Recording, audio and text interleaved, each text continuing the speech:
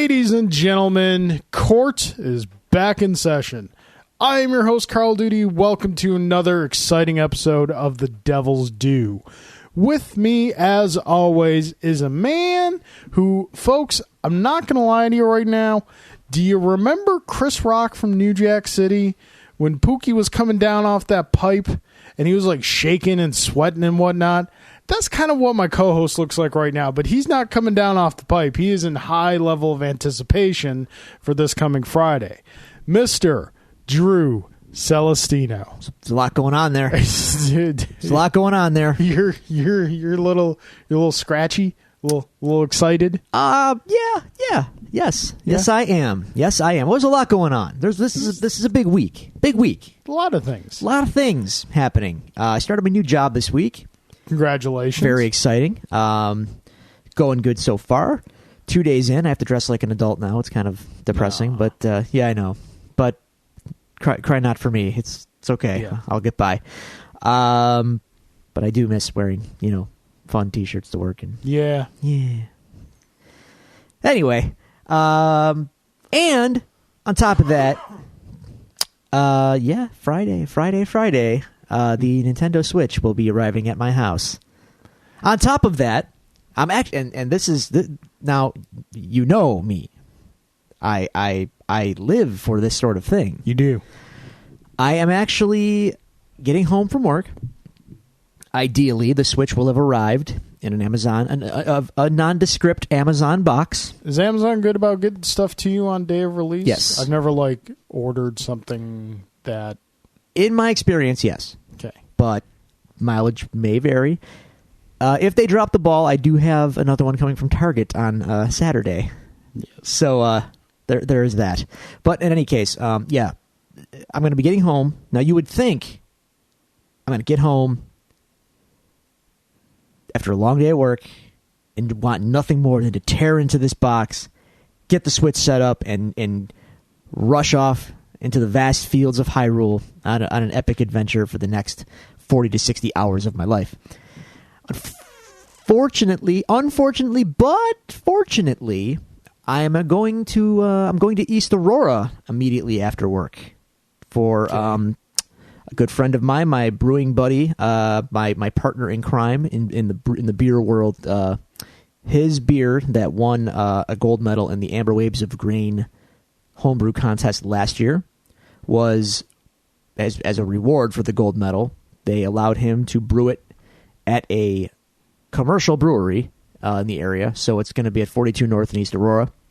They let him brew his beer about a month ago, and they are tapping the keg Friday. So I will be on hand. I got to celebrate with my boy. So I'm not going to get to play the Switch right when I get home. Well, Drew, correct me if I'm wrong. The Switch is a portable console. This is true. So you can take it with you. That is the concept of the system. Take it anywhere. Play anywhere you want. For up to 3 hours. Then you have to charge it. Which is still longer than the 3DS, which wasn't a problem, so I still don't understand the problem. And it uses USB-C, so you could plug it into a portable battery, which many people have nowadays. So I don't see the problem at all. Some of us had. A lot of us have. Other of us had their co-host's dog eat their battery. Yeah, sorry about that. That's all right. The new one's coming. You saw the. I did. You saw the Amazon is they're delayed. Well, your battery's delayed. The Switch damn well better be here on Friday. In any case, that's man, big week. That's coming up. That's this week now. The week that was, stuff happened. You re-entered the workforce. Well, that was yesterday. Yeah, no. I mean, things happened. Let's see. Let us reminisce on the week that was, shall we? Ultimately, not too much happened. We did have a late game night on Friday. We arrived late anyway. You guys were going before us, but still had a good time. Yeah, we tried out Tiny Epic Galaxies, which was fantastic. I wish I got to do that. Oh, we'll play it again. All right. Good. But that day we went to Niagara Falls, went to the outlet mall. I got some grown-up clothing, and went to the Niagara Falls branch of the Griffin Pub, which was not as good as the Transit Road branch. Food for thought. It was fine. Menu was, menu was comparable. Not as many taps, but that's okay because the taps were still good. Service was a little slow. Could have done without that. Yeah. And if you ask for a sample of beer and they bring you one and it's not the one you asked for, it's actually okay. Let me break down the whole scenario for you. Okay, here we go. I had a single cut. I forgot which one it was. They make so many good beers. Might have been the KT66, but I could be wrong. Do they make beers or droids?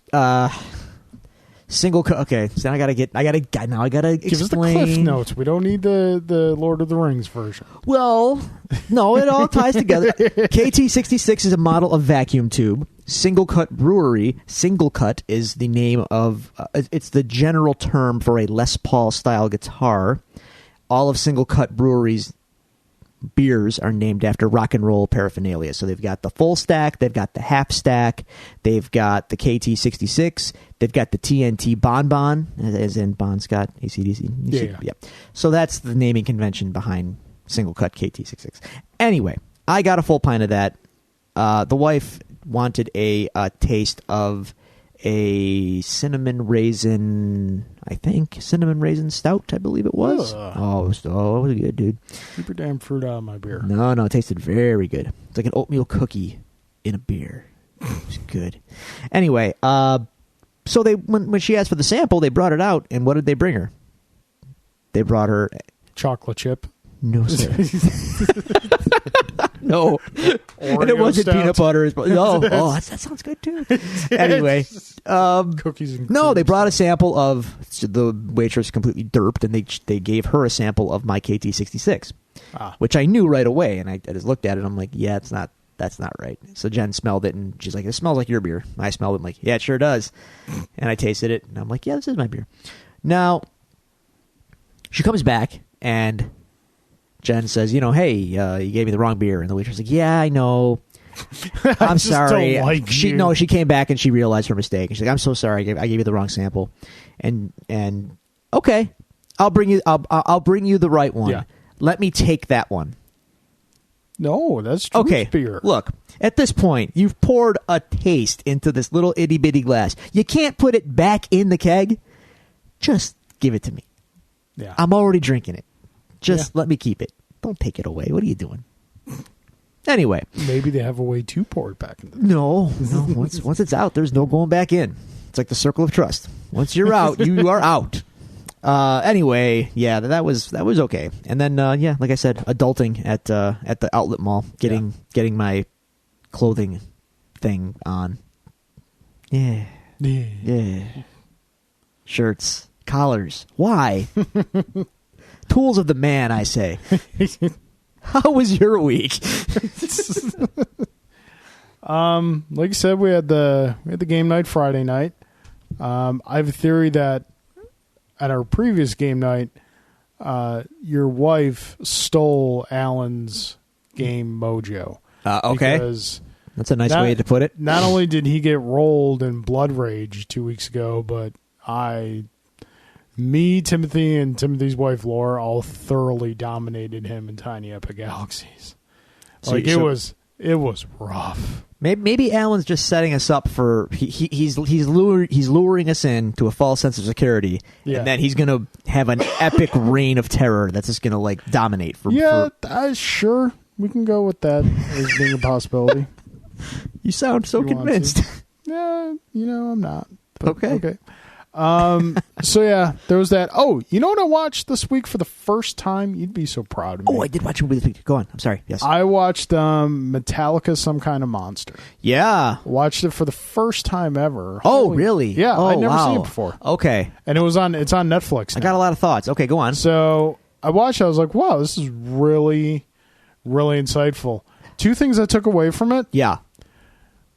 Jason Newsted is a douche. And I felt really bad for Dave Mustaine. I have no sympathy for Dave Mustaine. I like in that short scene they show with him and Lars, like, what you're experiencing now, I've been experiencing for the past 15 years. So I'm like, At that time, it would have been 20 years. give or take. Yeah. So like, I can understand that. So I have some sympathy for you. I've none, because he had a very successul career of his own. Yeah, Very he successful. Did, still has, still does.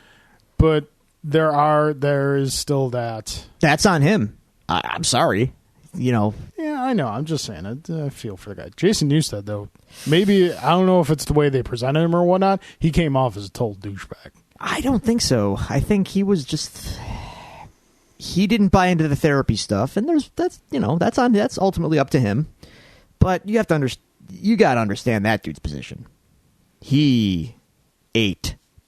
I can't use the word on this program, but he had to eat a lot of it for a long time.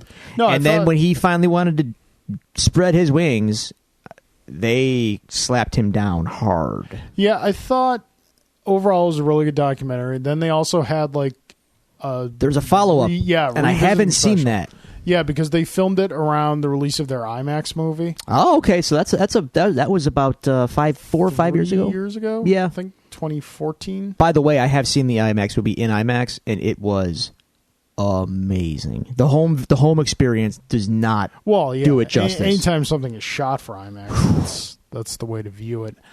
So yeah, watch that. Game night, Friday night. I don't know if there's something I really want to talk about. No, I think I believe in being open with people and whatnot. So my son William. Yeah. I'm telling you, man, should you and Jen decide to procreate at some point, it's a really incredible experience. Okay. It really is. See this fence I'm on right now?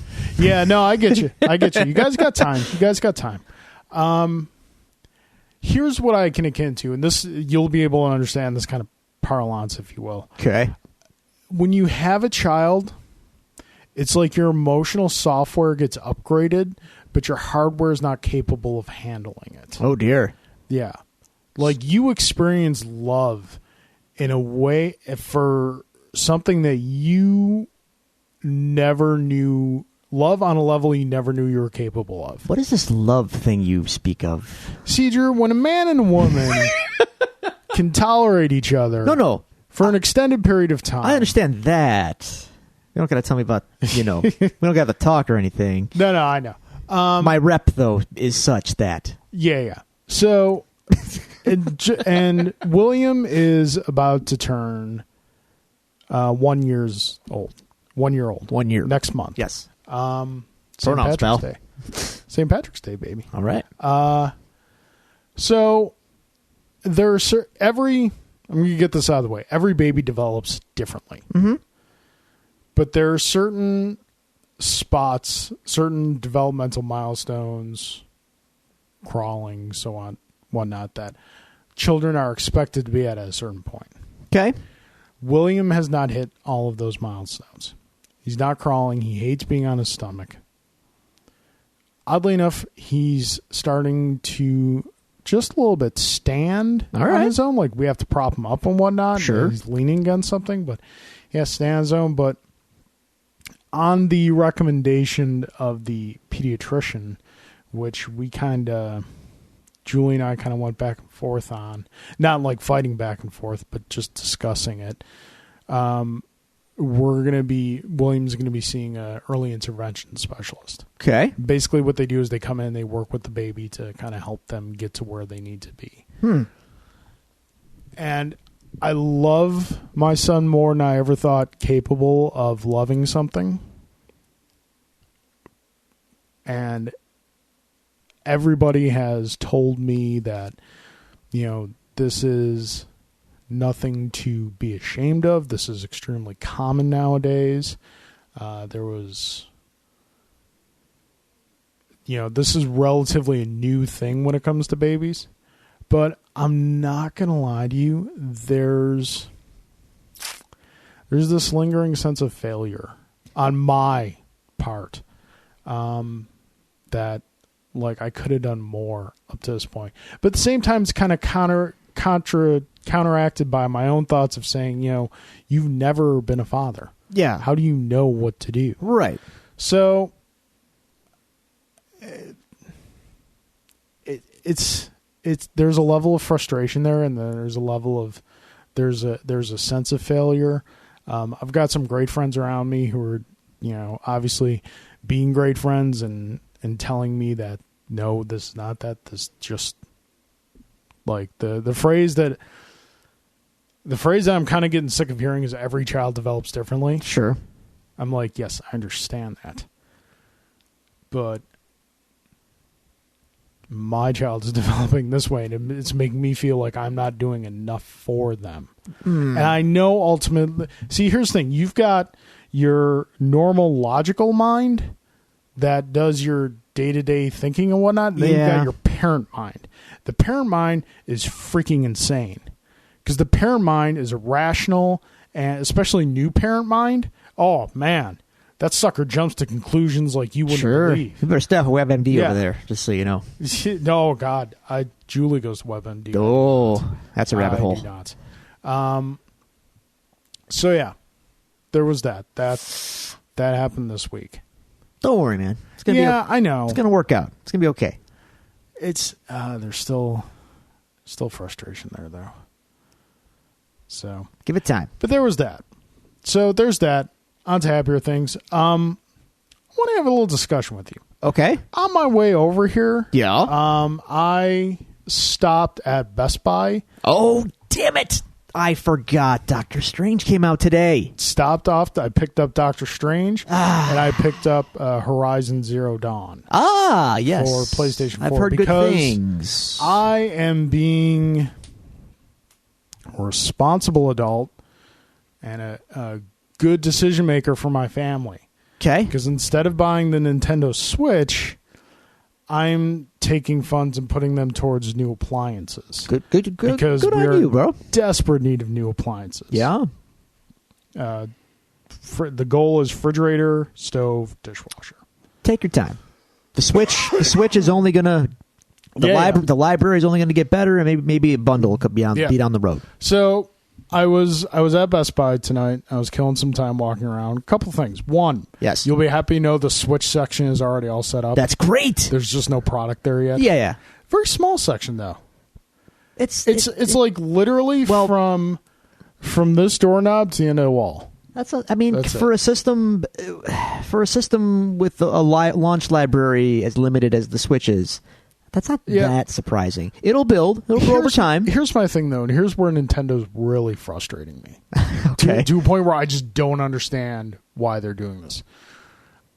I figured as it was getting closer to Switch release, I'd be able to snag some primo Wii U titles for cheap. Yeah, they haven't done that. I feel you here. It's all still $60. Yeah, I don't understand it at all. I don't get it because... Okay, you can look at all right, Xbox 360, PS3. When the new ones came out, games were still coming out for the previous generation. The previous generation was still active. So you can make the argument, because this generation is still active, we can keep these games at this price. We use a dead system. Nothing is coming out for it. Yes. What are you hoping to achieve by keeping these games at these high prices? Because you're not going to sell them. Can I be...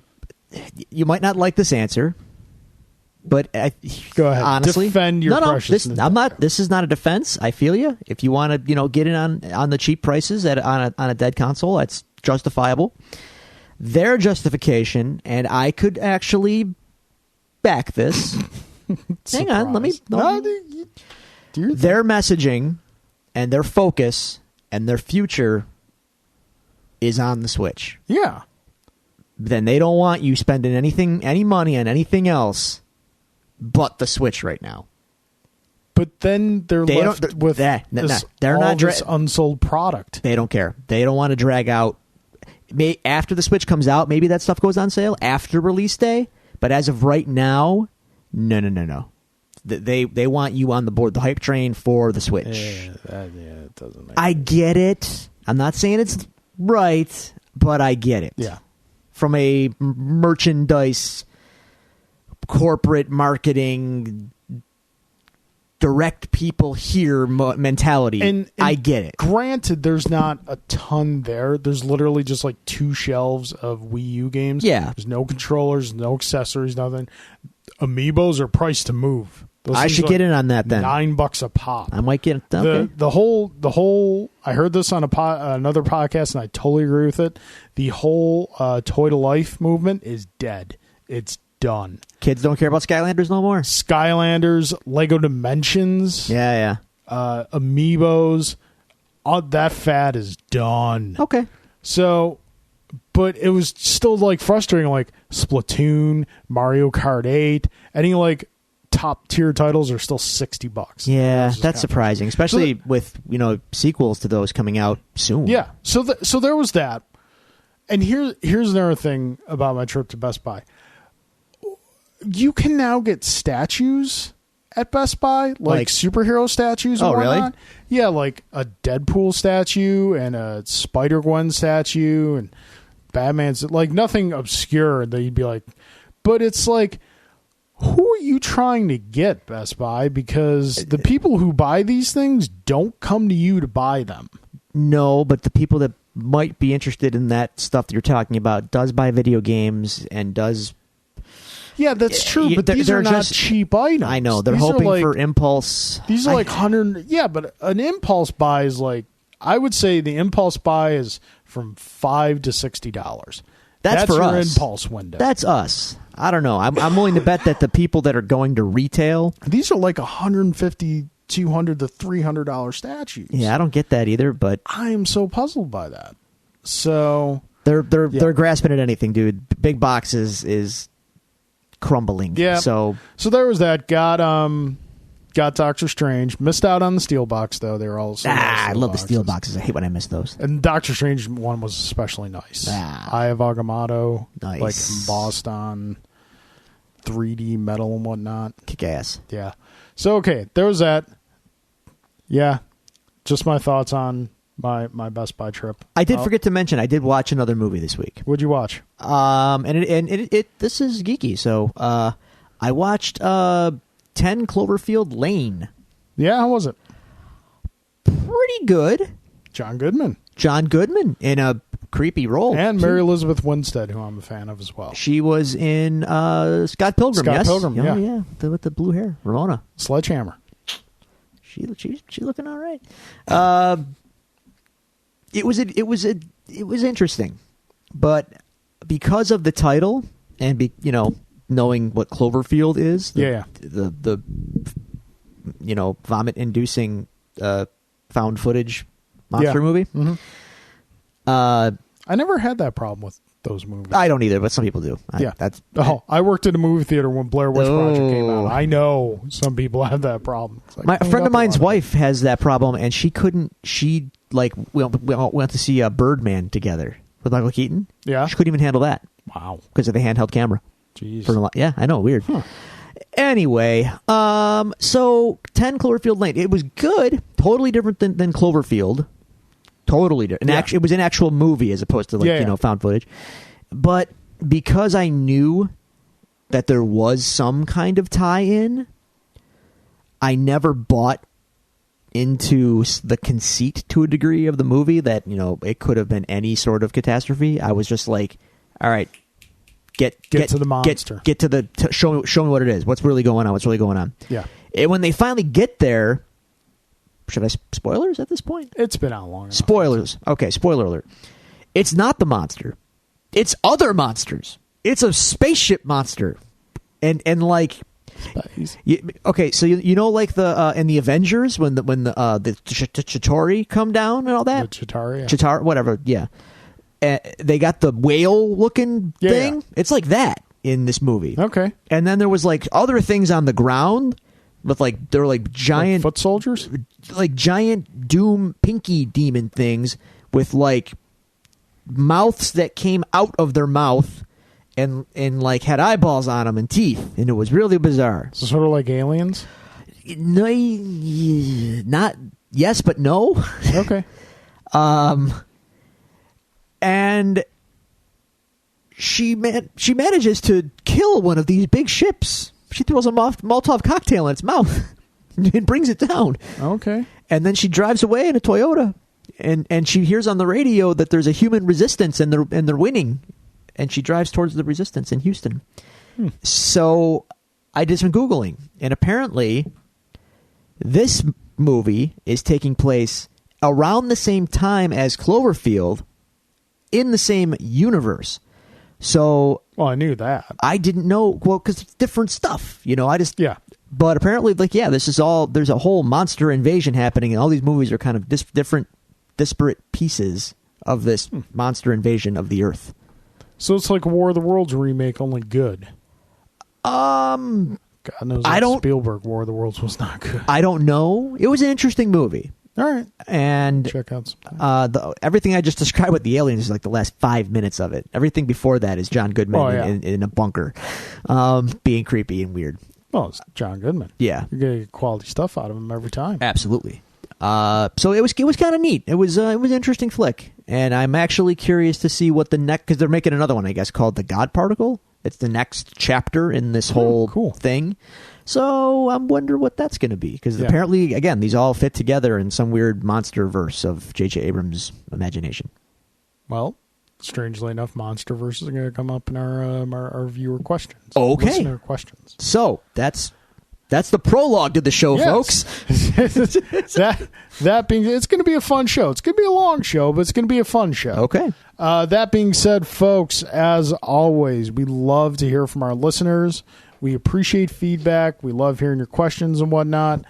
You can find us at the following social media outlets to send us these questions or comments. You can follow us on Twitter at Devils Do Pod. You can go to facebook.com/Devils Do Pod.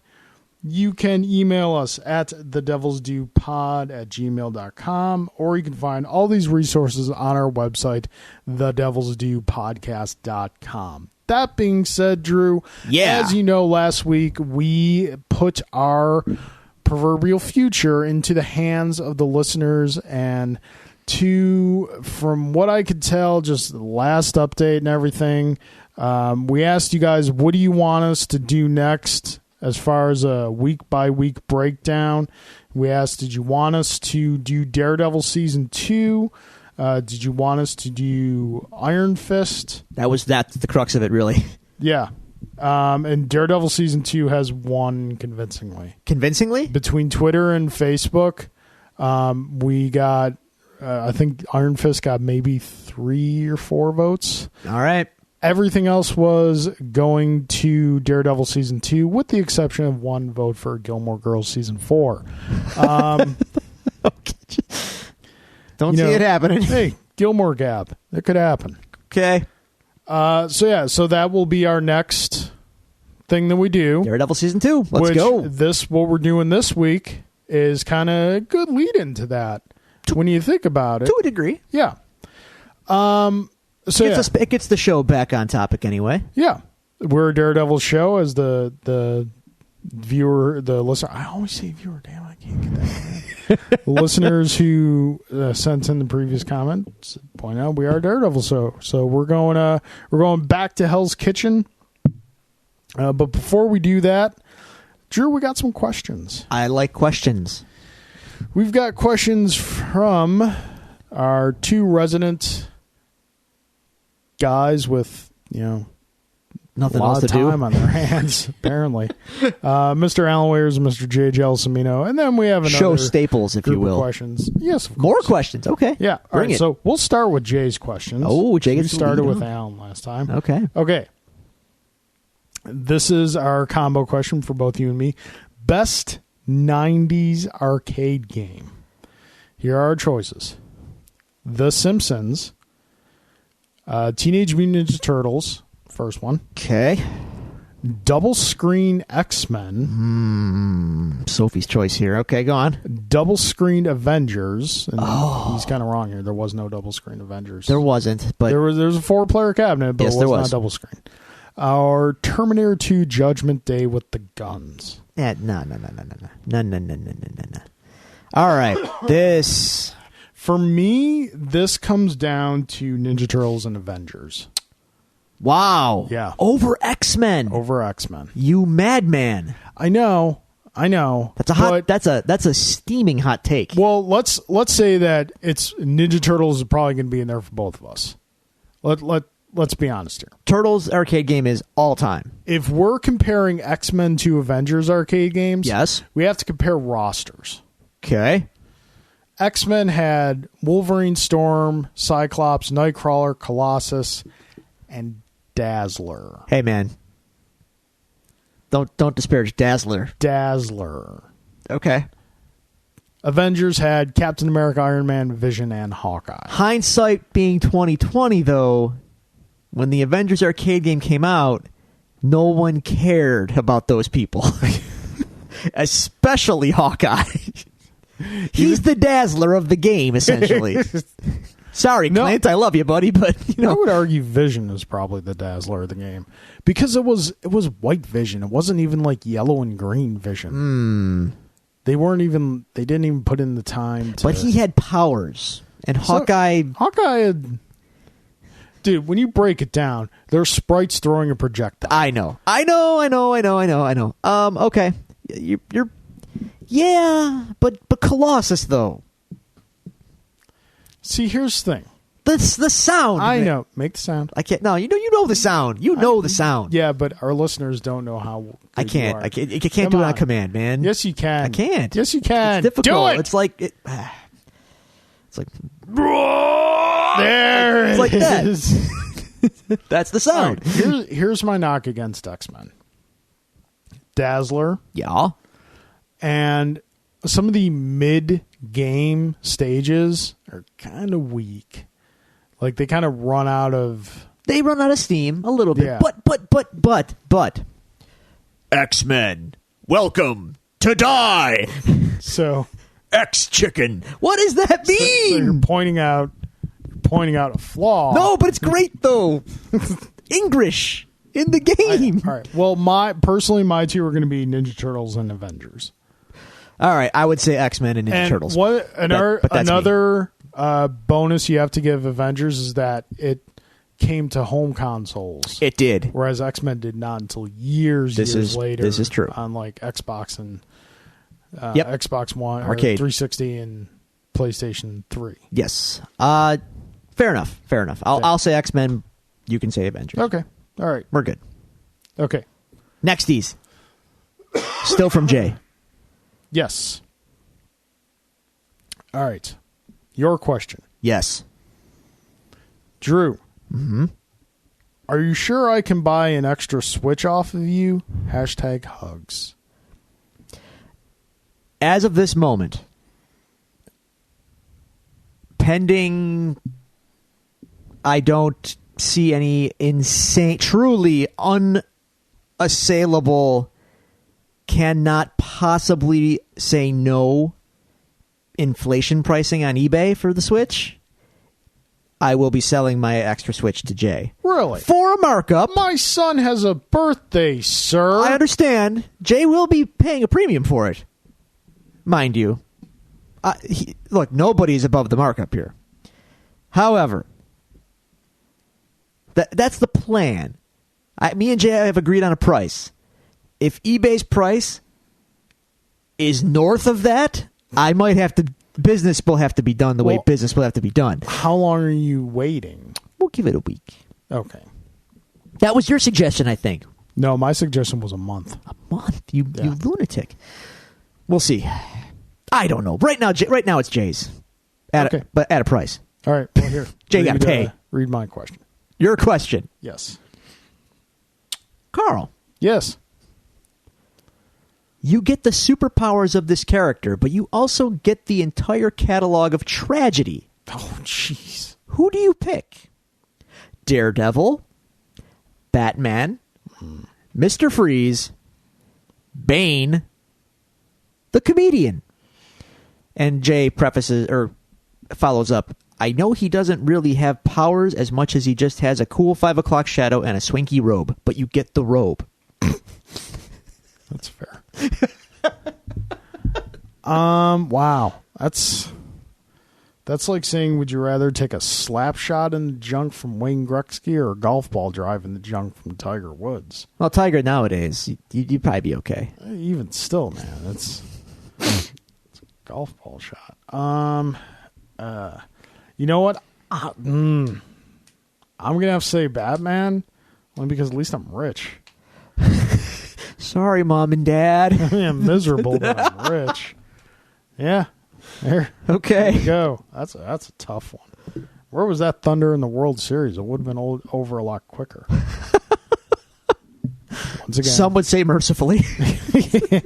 Okay, so from Mr. Alan Waiters. Alan Waiters. Yeah, Alan. All right, combo question. You have a time machine with one option to choose. Go 500 years into the past to meet your ancestors, or go 500 years into the future and meet your descendants. What would you choose and why? Future. I'm not doing either one. Where's your sense of adventure? No. When has time travel ever solved a problem?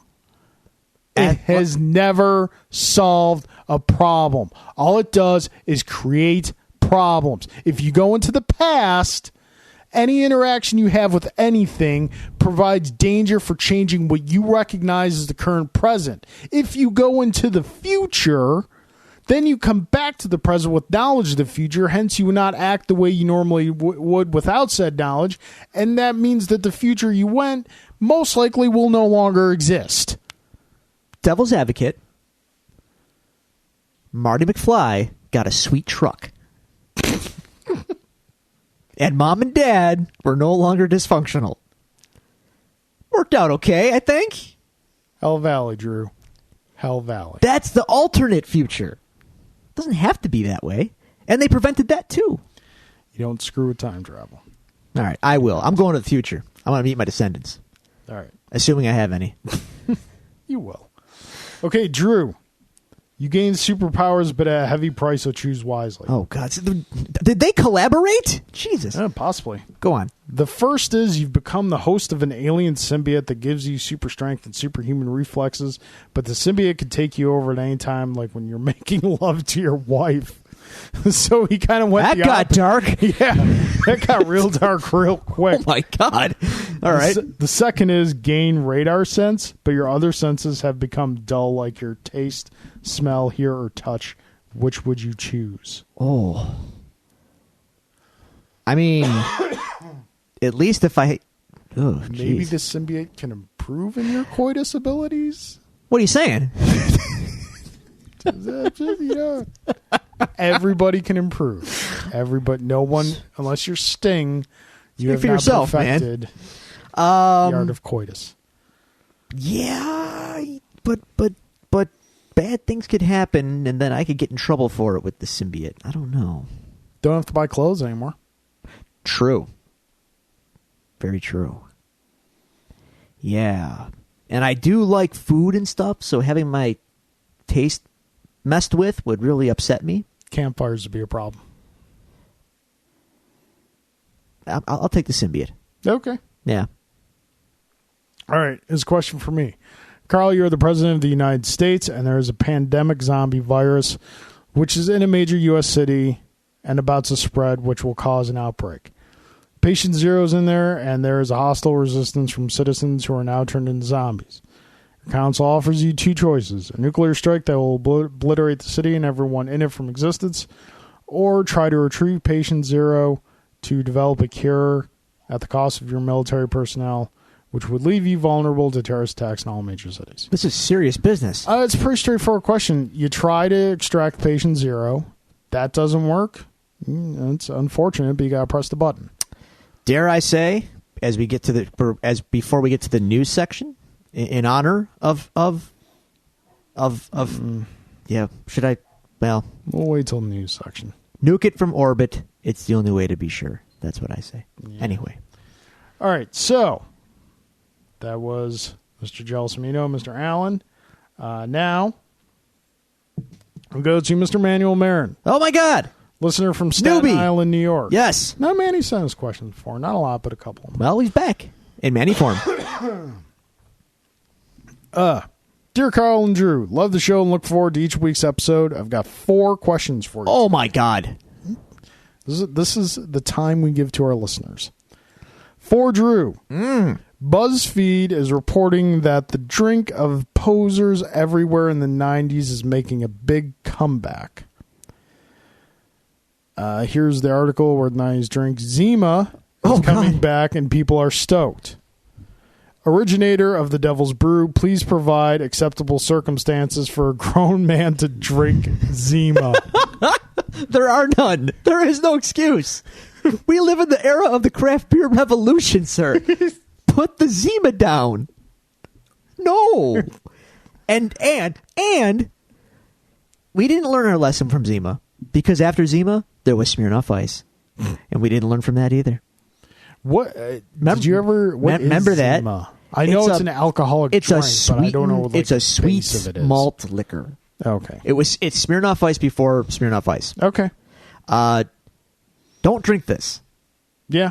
I'd rather, if you're gonna look, if that's the route you're going, just drink the Seagrams and get it over with. Just go back to 1985. Seagram's wine cooler. Yeah, that's where we are now. Oh man. All right. Zima. Okay. This question for me. Your son enters his teen years and you find he's been sneaking DC Comics into the room after you're asleep at night. Which run in particular would make you the most ashamed and question your parenting? See, this is strange because I don't hate DC Comics. Yeah, you don't. I like DC. Like, what they're doing now in Rebirth, freaking fantastic. You'd feel a little shame, a little twinge of shame, though, if you were reading, like, Legion or something, right? Yeah. No, because, like, dude, Legion of Superheroes is a classic. Okay. Nerd. Man, I'm coughing a lot this week. You are.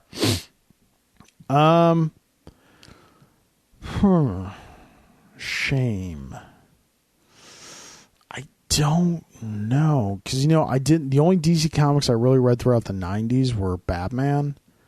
So I don't really know, like, what.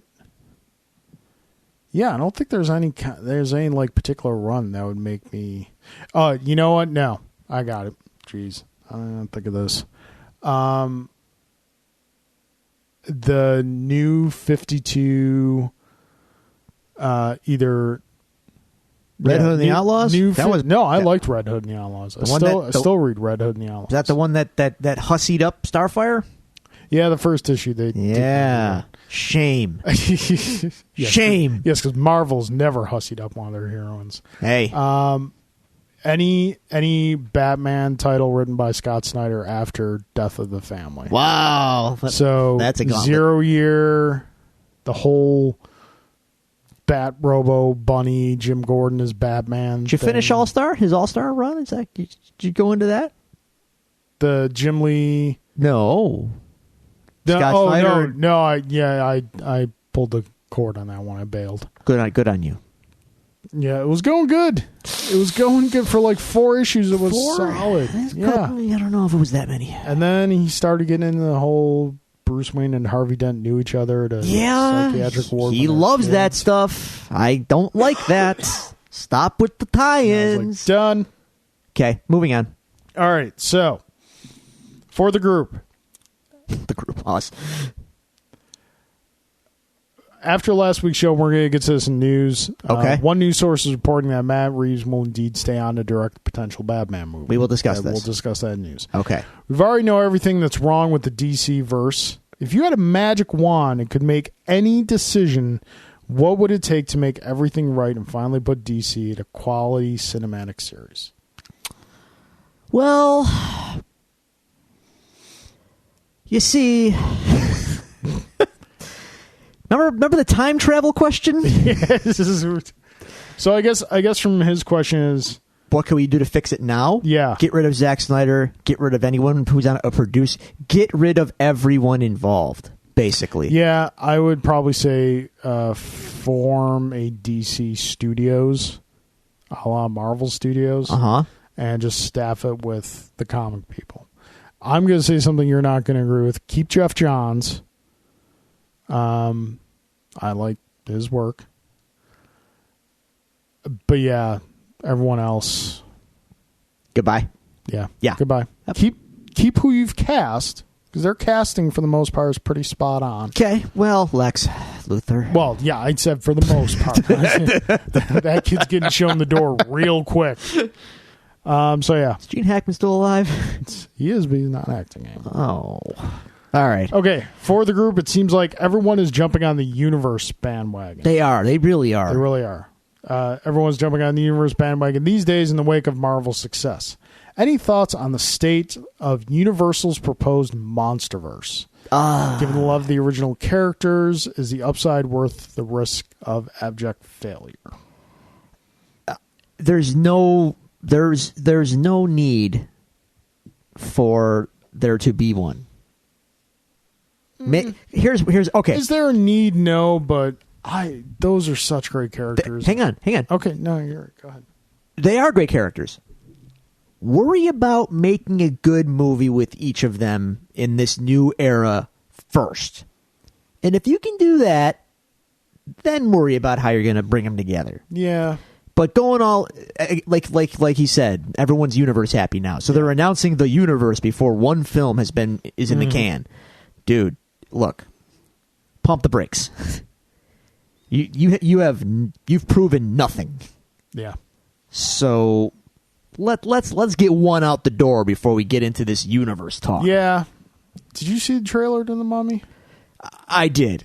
And I especially love the new Tom Cruise screaming meme, which is fantastic. Have you seen that? I thought they did some interesting things, but hopes are not high. Nor should they be. And technically, that Dracula Untold was good. Was it? Yes. Was that was supposed to be the first one, right? The kickoff. Well, but it underperformed. So no.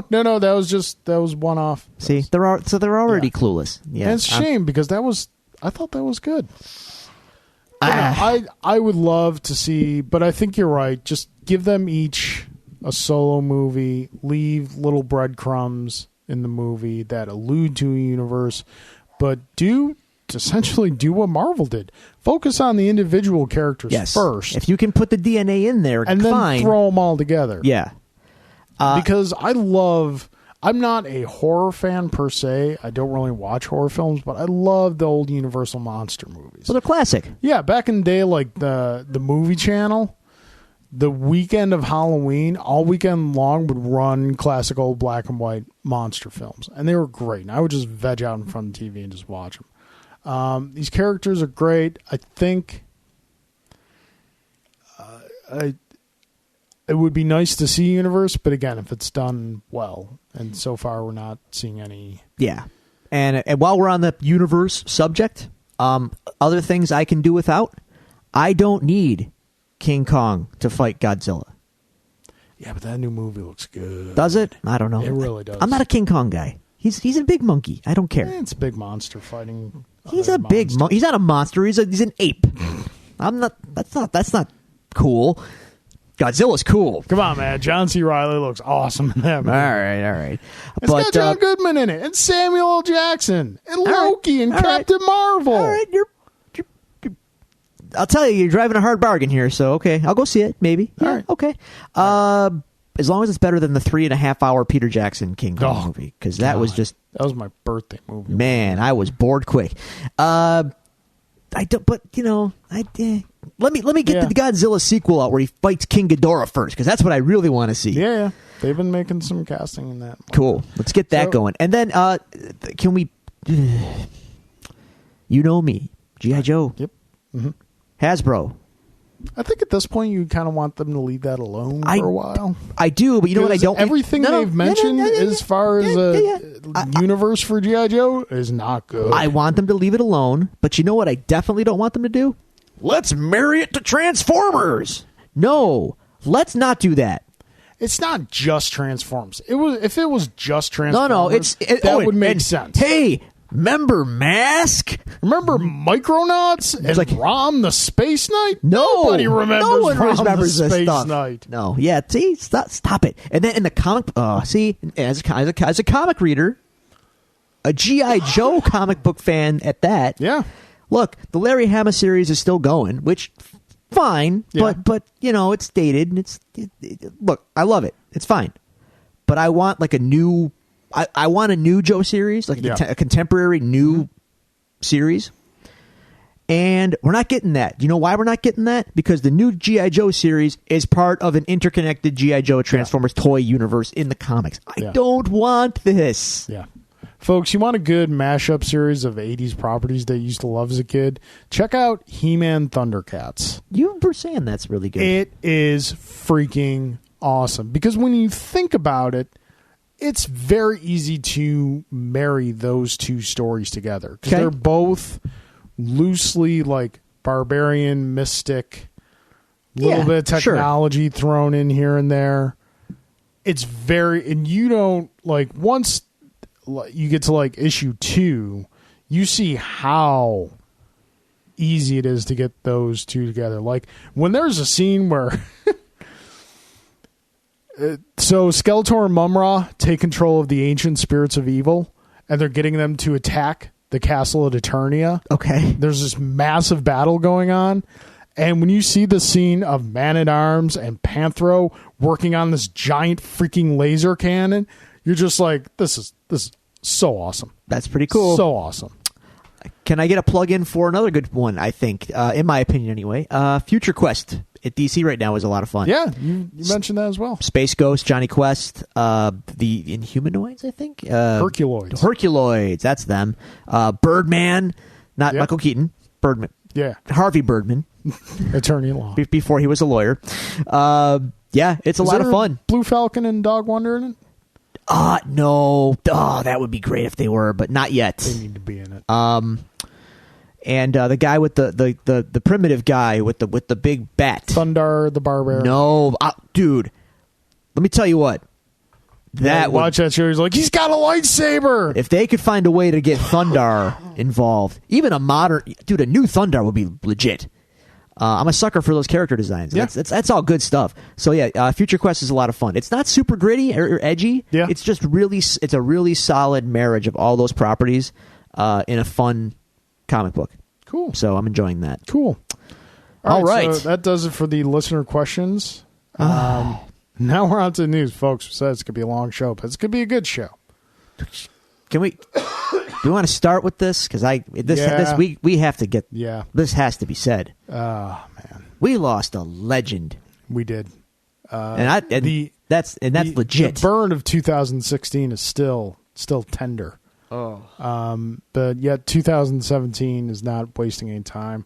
Unfortunately, a Sunday we lost Bill Paxton. Bill Paxton. From what I understand, it was complications after surgery. Yeah. So he was 61. So that's the very definition of unexpected. Yeah, he's one of those guys that you're always comforted was there. Dude, he's in it. Anything you ever saw him in, I guarantee you went, oh, Bill Paxton. Yeah. And you remembered that role. Yeah. He was that guy. Just to do the list. Aliens, bit part in Terminator, the original Terminator. He's one of two men who have been killed on screen by a Terminator, an alien, and a Predator. That's impressive. Who's the other one? Lance Henriksen. Oh, yeah. Someone check on Lance Henriksen, please. Yeah.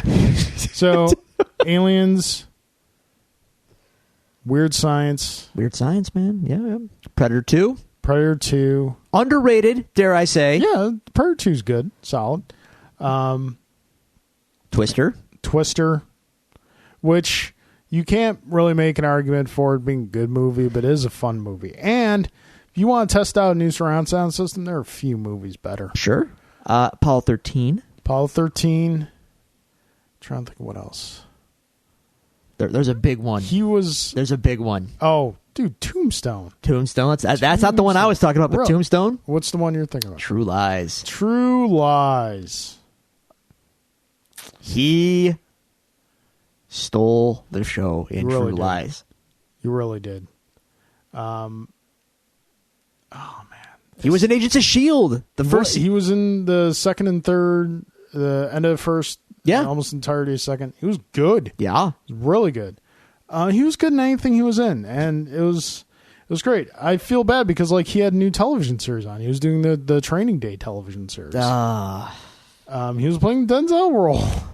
See, that's fun. Yeah. Oh man, it just, dude, the guy, legend, screen legend. Seriously, I know he's a bit character actor, and never really the big leading man. But dude, like I said, anything you ever saw him in, you remember. He made it better. Yeah, absolutely. He made it better.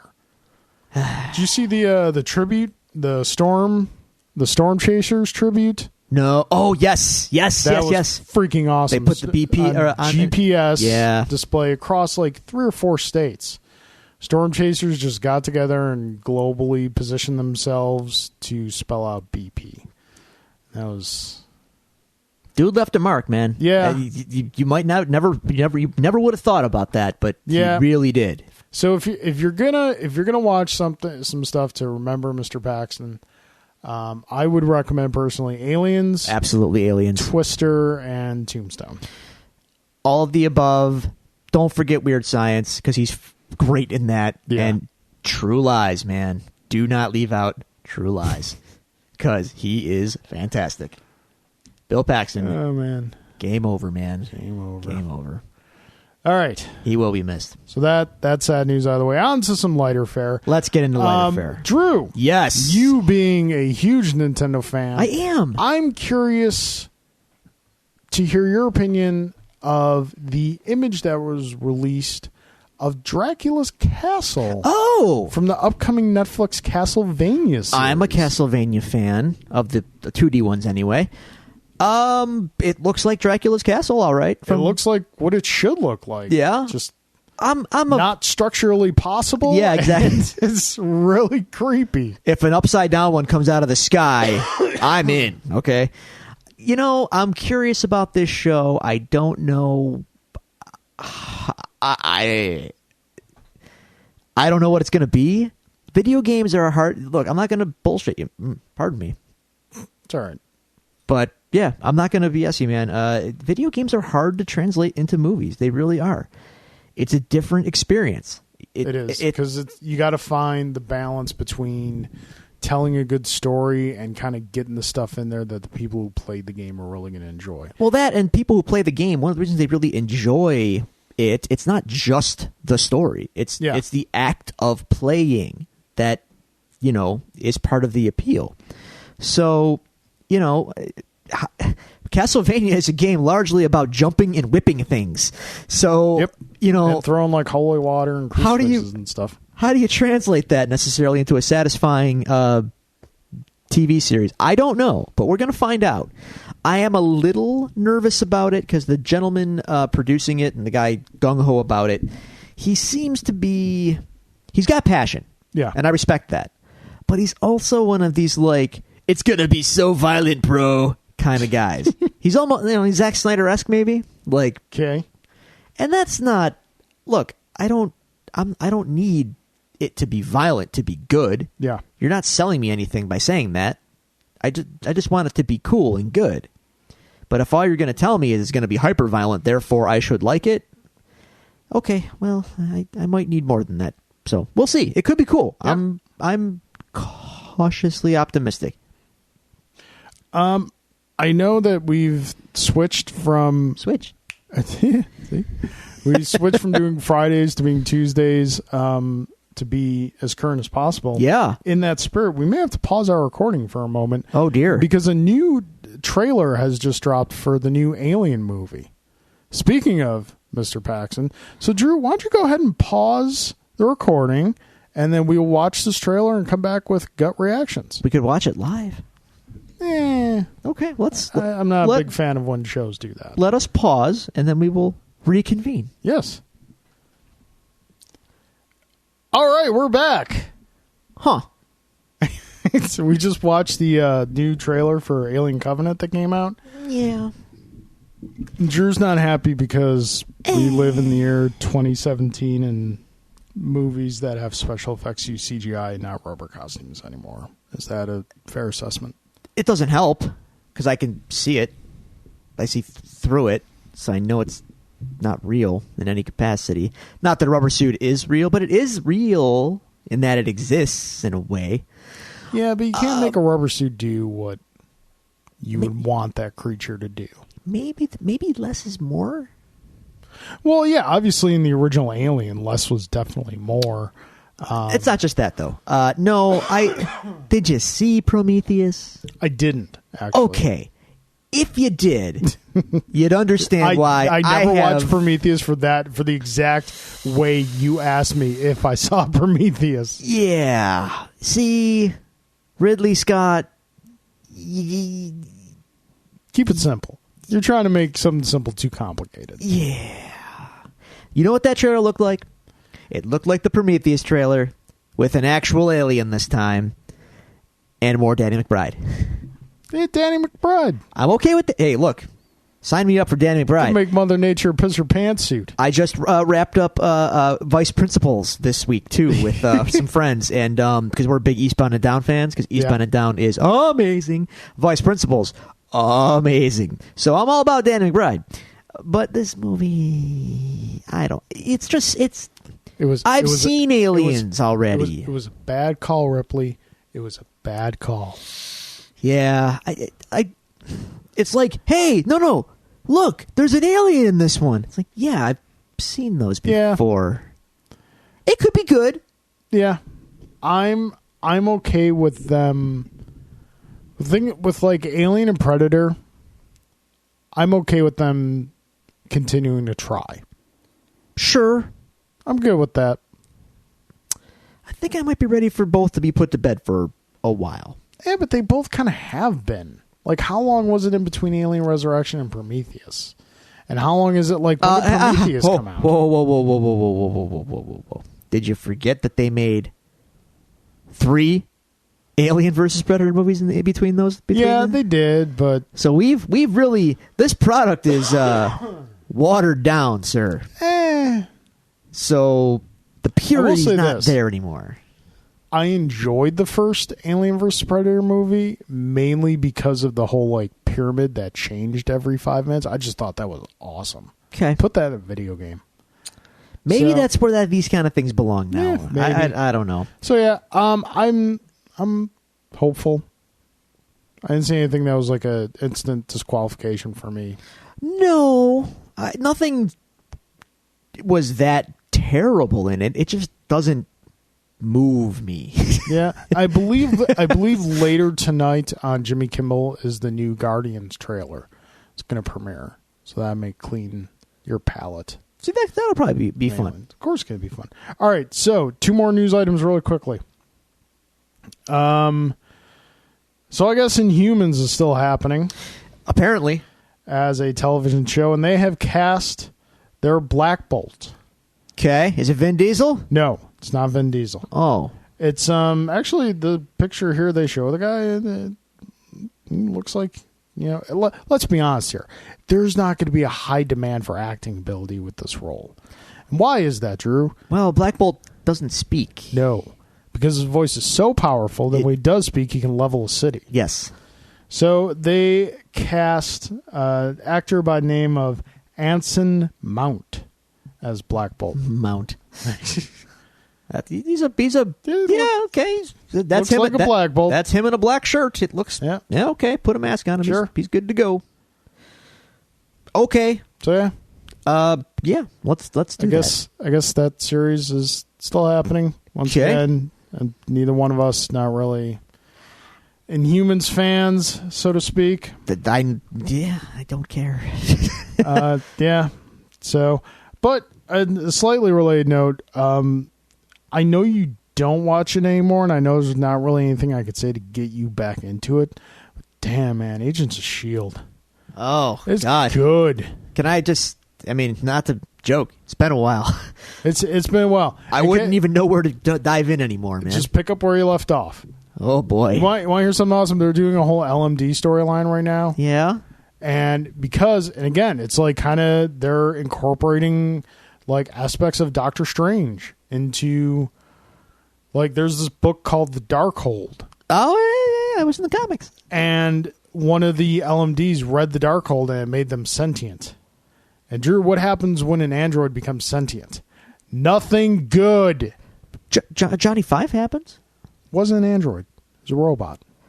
He sentient? Anyway.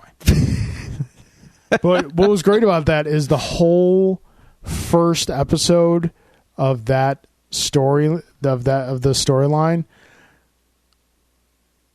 like, most of the characters are chastising the Doctor and Fitz for creating LMDs, Okay. citing 80s action movies.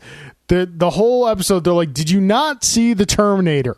Do you not know what happens in the Terminator? Why would you make this if you've ever seen the Terminator? And Yeah. it was great. At Bill and Ted's Bogus Journey, man. Yeah. Evil robot usses. Evil robot usses. It's just not good. Okay, all right. Butch Cassidy and Sundance Kid. So yeah, I would definitely recommend getting back, because you missed out on all the Ghost Rider stuff. And Yeah, everything. yeah. It was good. Okay. It was good. I think a lot of the wind got sucked out for me when they kind of started realizing, like, yeah, this doesn't really tie into the movies like we said it did. But see, the thing is, it doesn't have to tie No, in I at that know. heavy level. It doesn't. You're right. It doesn't. It doesn't. Like, That's fair. They acknowledge that they exist within that universe, and I think it would actually make the series less if they had the characters from the cinematic universe popping in all the time. All the time, sure. But once in a while, a little acknowledgement No, would I be get what nice. you're saying. You know. But they As far They as the deal Avengers with- are concerned, Coulson is still dead, man. deal with the fallout of what happens in the film. That's fine. But can someone send Tony a message like, hey, Tony, Yeah, it's Coulson's me, it's still Phil. good. I'm okay, buddy. Yeah. So yeah, definitely I would recommend you getting back in that. Okay. 'Kay. Last bit of news. Okay. Drew, you don't necessarily need to get the fire hose per se. Well, it's still burning. It's still burning. But, maybe a little, someone threw a bucket of water on it. That's a start. They threw a bucket of water on a house that's on fire. Is it going to put out the fire? No. They're waving their coat at it. Yeah. Yeah. Matt Reeves. Matt Reeves. He's back in director form. In director form. Confirmed as the director for The Batman. After bailing out. Yes. But now he's back. Okay. All right. This is a step in the right direction for them. Question for you. Sure. What do you think changed his mind?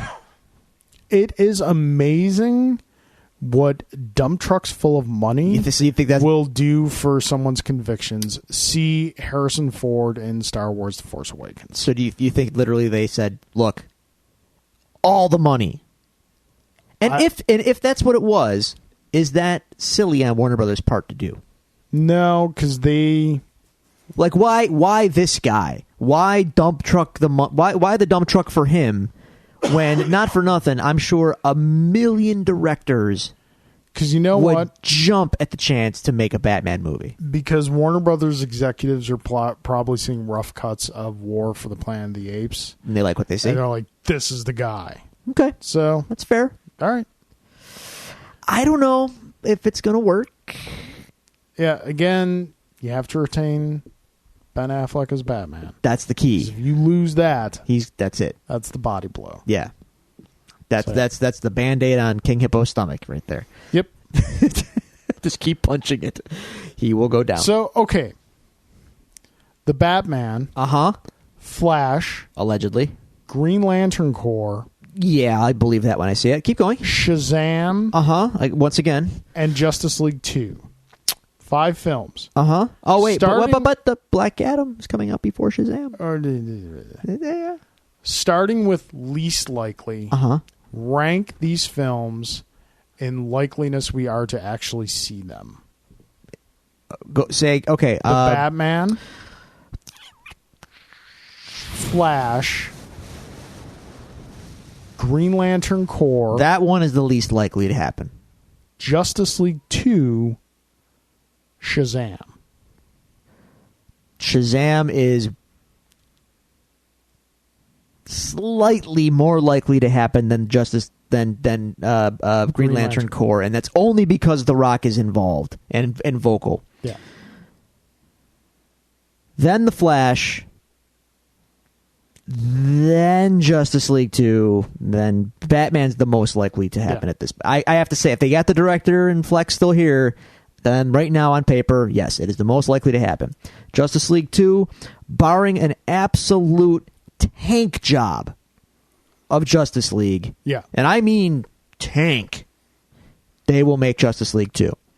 The Flash, well, I think we can both agree that if that's the order you're going with, the Batman, Justice League 2, Flash, Shazam, Green Lantern Corps, there is a sizable gap between number 1 and 2 through 5. As far as likelihood goes. 1 and 2, I say, are almost are going to happen. All right. The rest, I don't know. I wouldn't bet on it, though. If Wonder Woman underperforms especially, you're gonna look. These once again, I feel we should say as a disclaimer, we want these films to be good. I want them to be good, but I just don't. You know what though? God, this is the thing. This is like the ultimate. Here's what I've been noticing. Let's all sit down and have a little chat. Despite being... Get comfy, folks. It's going to be a 2-hour episode. Just because... Okay. These movies are terrible. Yeah. They get horrible reviews. Mm-hmm. It's a thing online, because the internet is where reality happens.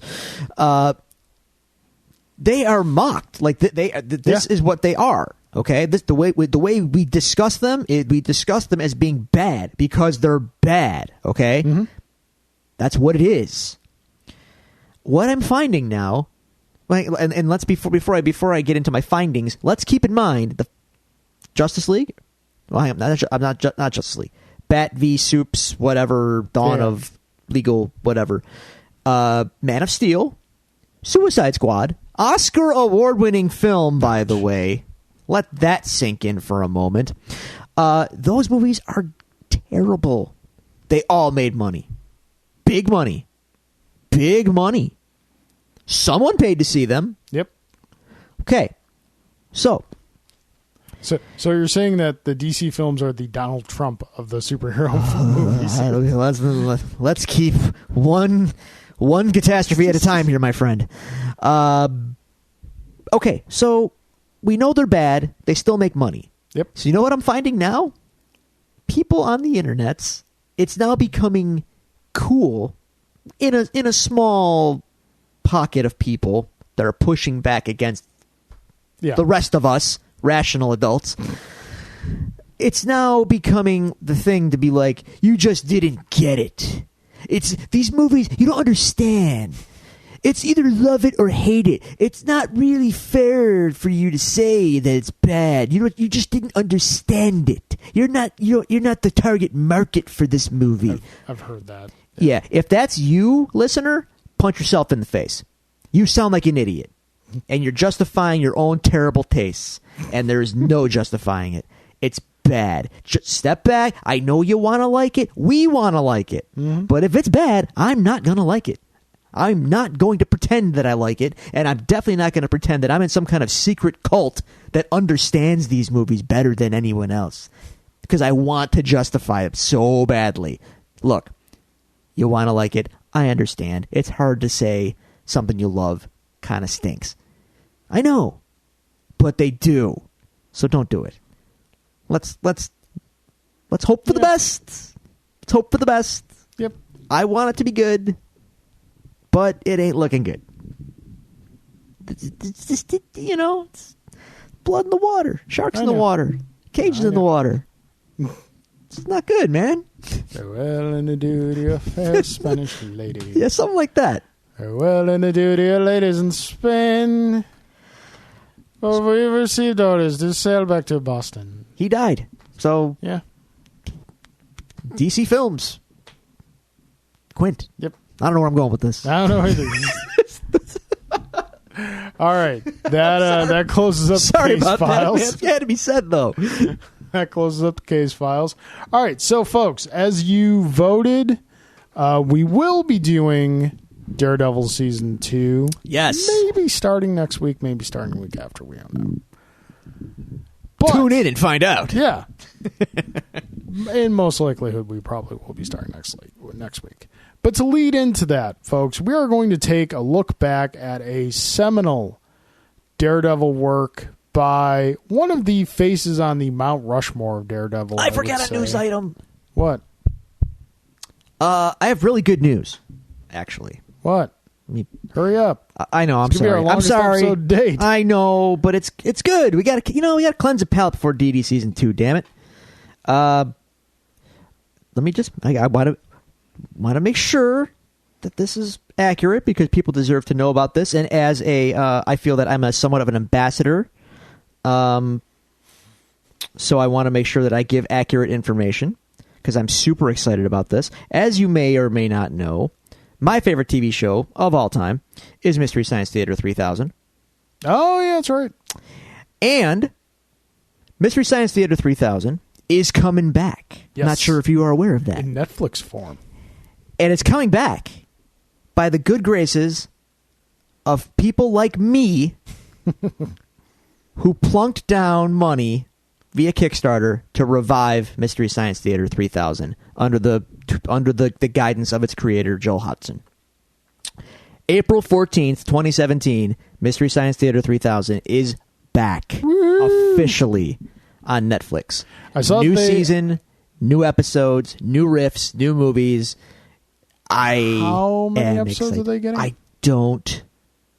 I should know this as a backer. I think it's 14 or 15 episodes. All right.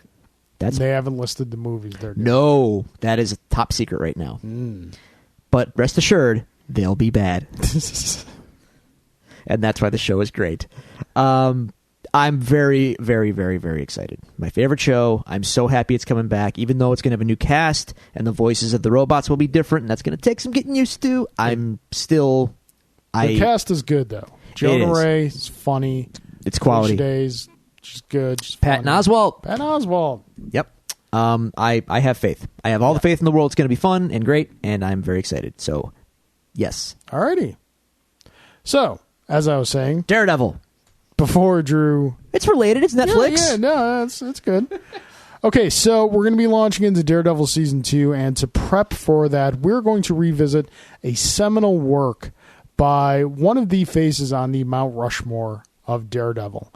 Mr. Frank Miller is the writer, and one of my all-time favorite comic book artists, Mr. John Romita Jr., Yeah. doing the artwork on the story Daredevil, the Man Without Fear. So we should maybe preface what this is. Yeah, a little bit of setup.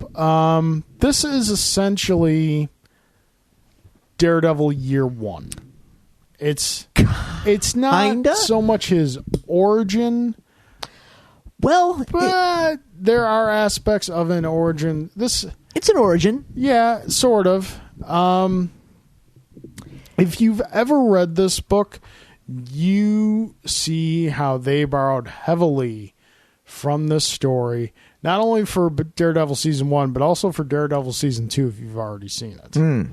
A lot of like the way Matt looks before he gets the red suit is influenced by this. Yep. The whole Matt electrodynamic is influenced by this. Yep. I've said that Frank Miller is my all-time favorite writer. I don't categorize him as a comic book writer, just writer. Granted, there is a drop-off. As much as it pains me to say it, there is a drop-off in quality of his work. And as much as I hate to say it, he hasn't done anything good recently. When I say recently, it's been a while.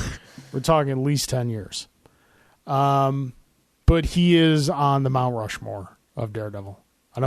Yes. I cannot and I will not take that away from him. Yeah, I think the Mount Rushmore, you would put Frank Miller, Stan Lee. Not for nothing. I don't know what Stan makes the mountain, dude. Yeah.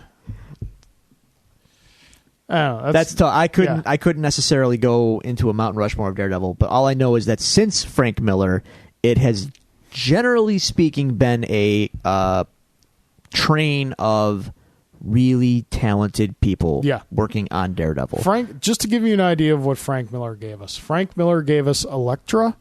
Frank Miller gave us the Hand. Frank Miller gave us Stick. A lot of and Matt's Catholicism played up big time in Miller's run. Yeah. Basically, the person you know as Matt Murdock now, whether it be in the television series or in the comic books, is Frank Miller's version of Matt Murdock. Yeah, he cast a shadow over the property such that it's basically inescapable. Yeah. That his fingerprint, his version of Daredevil is the version that is Daredevil at this point. There's like, once he put his stamp on it, forever is that the version of Daredevil that is out there.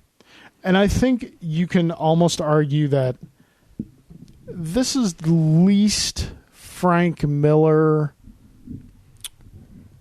Daredevil story of the Frank Miller. Like, it doesn't, like, it has some of his stamps on it, but it is not like full blown Frank Miller. So I haven't read this in a while, so this was kind of interesting to go back and check out. This was marketed as like a real prestige thing when it came out in the 90s. Yeah. No ads in the individual issues. There was no ads because it was originally solicited as a graphic novel. Mm-hmm. So they split it up into 5 individual issues with no advertisements, which was kind of unheard of actually at the time. John Romita Jr. was drawing Daredevil at the time actually, and Frank Miller had not been involved with Marvel for about 6 years or so prior to this coming out. Yeah. So this was kind of a return for Frank to Marvel. Now, having read it again, all that stuff you said about it being, a big influence on the TV show, seasons 1 and 2, that's all true. So yeah, as you can tell by my inflections, I'm very conflicted about this book. If you read the back, there's some supplemental information, and it's relayed essentially that Frank kind of pitched this as an unused screenplay for Daredevil, as a movie. And having read this now, that makes a lot of sense. Yeah. Because this is kind of, for lack of a better way to put it, it's a Cliff's Note. It's a Cliff Notes version of Daredevil's history. It hits the important beats. Yes, but I feel like it hits the beats with no impact at all. It's a this is what happened, and not so much a here's why you should care. If that makes sense. Yeah, I can see that. Again, not having read the volume of Daredevil that you've read, where, like, would you put this in the top 5 Daredevil stories? No, I wouldn't. Frank's original stuff, absolutely holds up. It's groundbreaking stuff, and he had more time on a monthly book to kind of flesh out stories. Yeah. And in a lot of ways, this Man Without Fear retconned a lot of history and kind of revamped. What this book really did is it incorporated Elektra, the Kingpin, Matt, Stick. It incorporated all of those disparate elements that were not in existence when Frank took over Daredevil in the 80s. Yeah, that he introduced. This really solidified all of it into Daredevil's origin, into a timeline, into a period. It codified that stuff. Yeah, I don't think, because I've read the entire Miller run. Yeah. That I have read. I don't think it retconned anything as much as it just kind of filled in the cracks. Sure, but those cracks were there, basically. But my point is the cracks were there because pre-Frank Miller, Daredevil was very different, So this kind of like solidifies everything he did. So I guess that's kind of a criticism, is that if you read The Man Without Fear, I wouldn't recommend it to anybody who might not be familiar with Daredevil. I feel like this story really it assumes you know. You know what it feels like? Yeah. You know what it feels like? It's not introductory reader friendly. You have to have a history with Daredevil to kind of get how good this is. At least for me. You know what kind of reads? I don't want to say it reads like fan fiction, but it kind of does. Here's what I mean by that.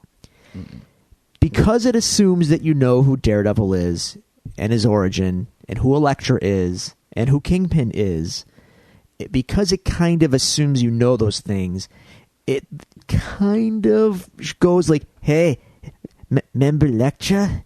Isn't she cool? Check this out. And it's like, yeah. Every time Elektra, stripped in the back alley to fight off muggers. Oh, we got to talk about some of this stuff. Some of the stuff is typical Frank Miller. I was going to get there. There's a lot of Frank. Maybe we should have saw it coming, I guess. Is my point. Frank is very good at creating very badass women.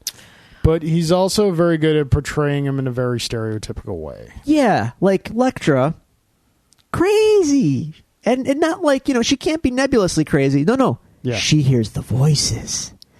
The voices tell her to take off her clothes and kill people. Yeah. Okay. Yeah. I don't know that I needed all that. It gives you... So I'm going to sound like an apologist for the story. We all got our thing. No, I know. It gives you some background into her psyche, which we didn't get in. Because as much as Elektra is established in the Frank Miller run on Daredevil comics, we don't learn a lot about her. Okay. Outside of she had early history with Matt in college. And that's really all you got? You don't get a ton about her. She gets hired, if I remember correctly, because it has been a long while since I read the Frank Miller run.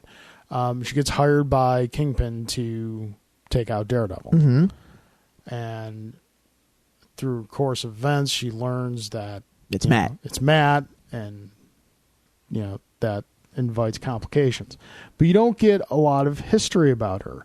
And what I like about what Miller did here is, as far as like what you refer to as the voices, you got to understand, like, for someone to go through that transformation, not necessarily motivated by tragedy the way like someone like Daredevil or Batman is, but go from that transformation from, innocent girl to one of the world's deadliest assassins. Mm-hmm. Excuse me. That's going to do some serious psychological scarring. And I think that's what Miller's trying to show here. That's fair. That's fair. The ways he goes about showing it, again, like we've said, is very Miller.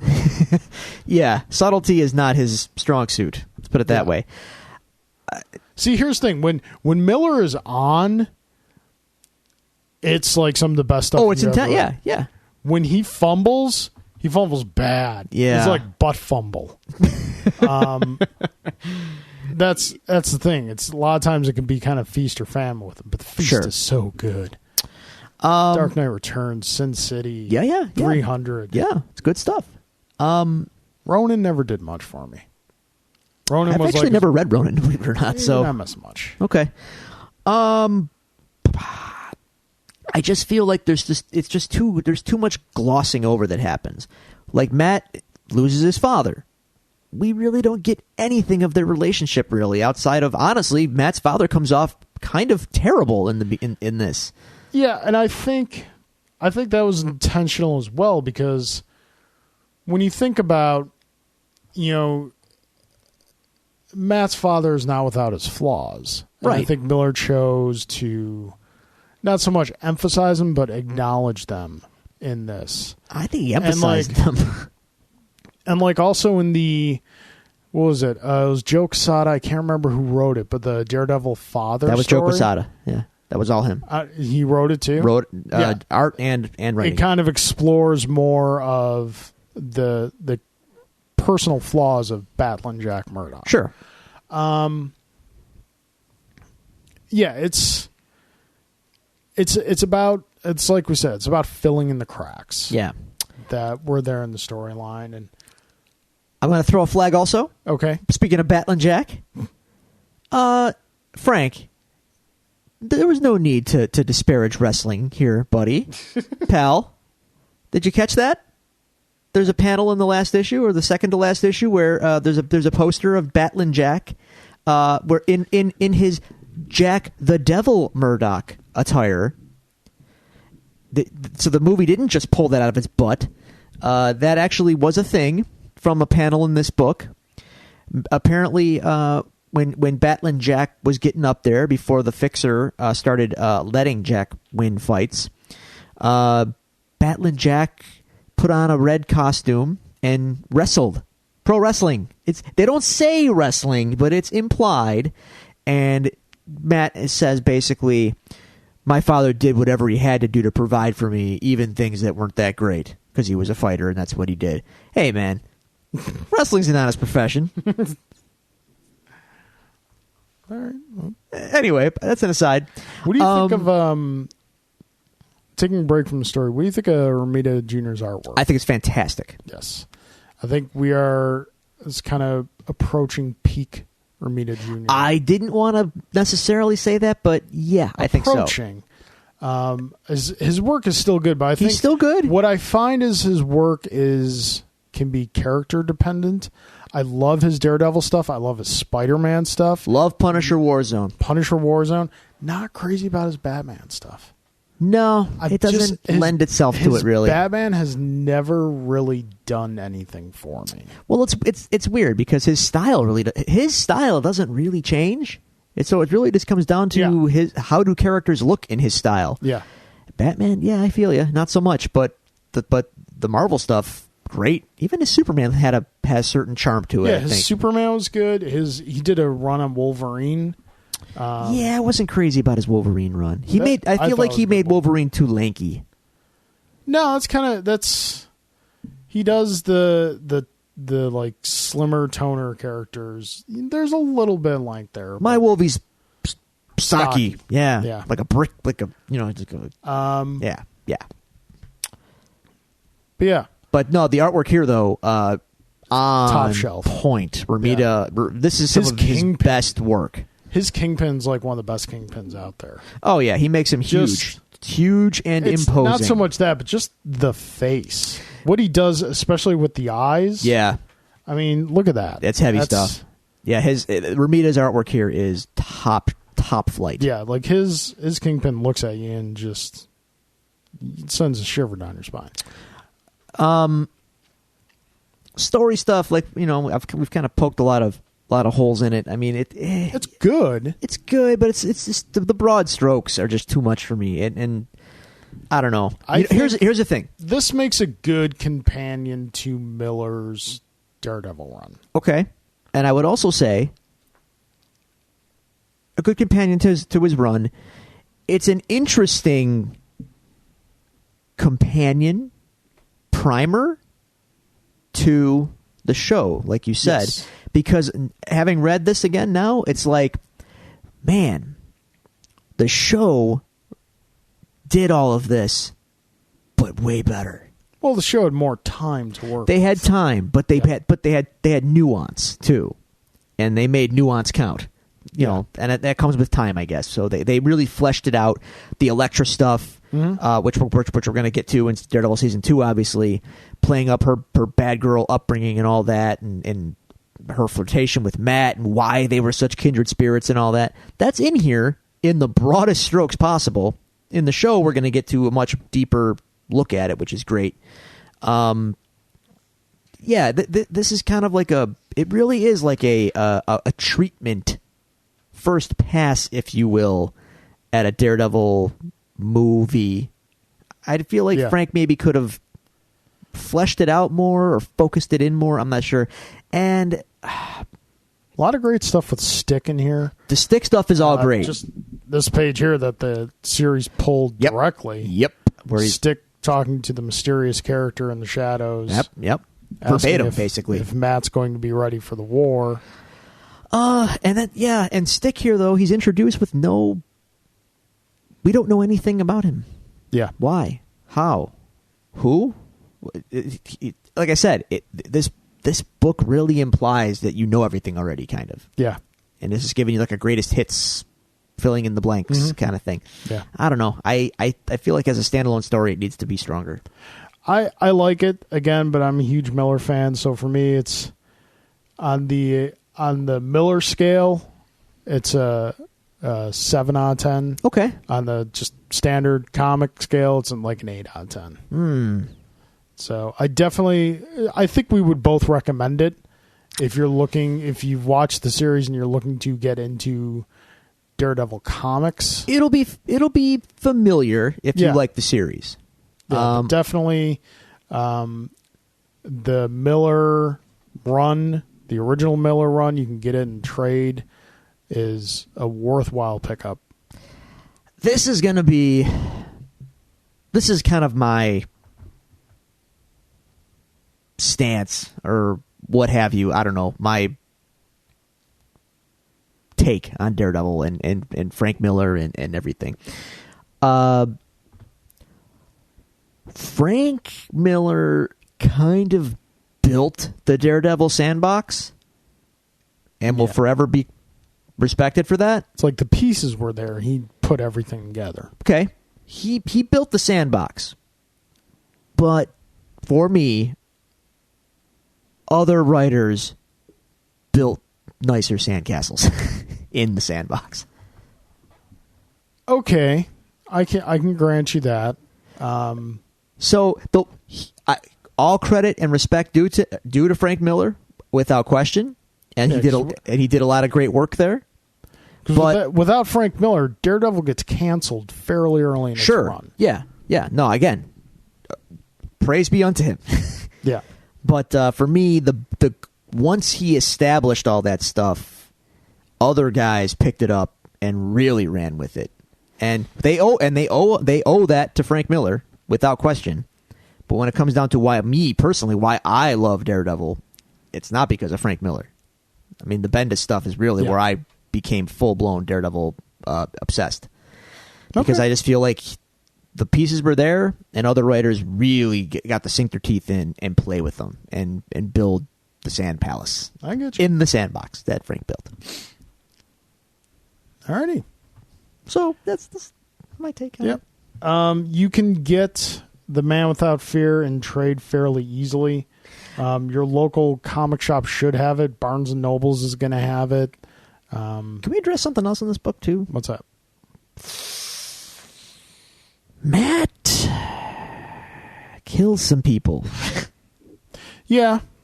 And it's like there's the kind of half-hearted, I don't want to kill anybody monologue stuff going on. But he knocks that woman out the window when he's a kid. I didn't like that. That wasn't necessary. It does play into his character in the story, and it is like a running thing in this story.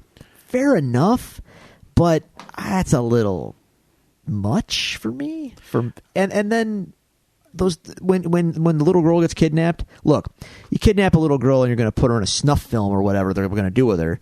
Yeah, you're going to go on a rampage. It's going to happen. But Matt willfully throws those two guys into the water and doesn't. They drown. Both of them basically drown. Yeah. And then he kills the assassin guy, straight up. He hits the bullet back at him, right between the eyes. And we're supposed to be okay with that. I don't know, man. That's not Matt. It's Frank Miller saying that Matt has walked a path, and the path that he walked early on led him to the decision that he will, not kill from this point on. Yeah. Is it the best way to? That's the Man of Steel defense, dude, and that's not jiving necessarily. For me. Well, it's just two completely different characters in two completely different worlds. But the argument's the same. I think I understand your point. I don't mind it as much as you do because he ultimately becomes the character that we know him to be. Yeah. You know, that's the old thing about the Marvel superheroes is they're flawed. They're flawed. And, you know, this is one of the mistakes that Matt made, and you know, he learned from it. He got better. Yeah, I don't know that I want Matt having blood on his hands like that, but here we are. Yeah. That's Frank's job. Frank kills people. You don't have a problem with that. No, that's what he do. All right, folks, we appreciate you hanging with us through. I'm guessing it's probably going to be our longest episode to date. I don't know about that. We'll see. It was a good one, though. It was a good one. We had a good time. Talked about some stuff. Shared some emotions. You know, you lend me a feeling. I loaned you a couple of. Can you borrow a feeling? Is that what you're asking? Hurt hearts need some healing. They could take our hand with their glove of love. Carl, do you sleep in a race car bed? No, I sleep in a bed with my wife. Nice.